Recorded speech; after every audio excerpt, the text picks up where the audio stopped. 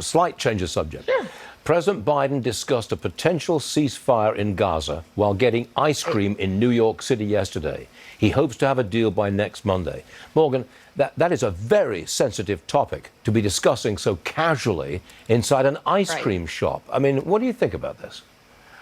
He was asked the question, Stu. To me, and I just was in Israel in January, meeting with the parents of the Americans who are still held hostage.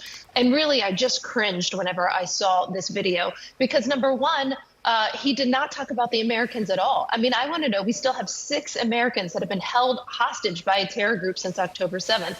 Is he getting the Americans out? He should be asked that at every stop.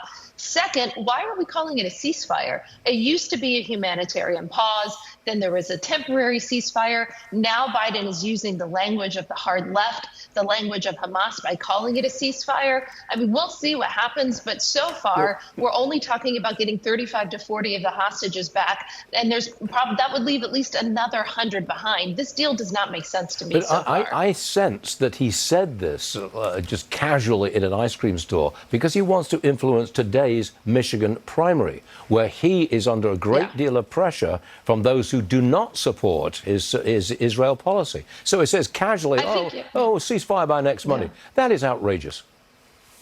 I think that's right. I also would remind your audience that the State of the Union is next week, and there is chaos and war in almost every theater, thanks to Joe Biden and his feckless and weak leadership. So I would assume he also wants something to be able to say about Israel at the State of the Union. What we really need to hear is, when are we getting our Americans home? Right, exactly. Morgan Ortagus, thank you very much for joining us. Always appreciate it. Thank you very much. Thanks, Stu. Yes.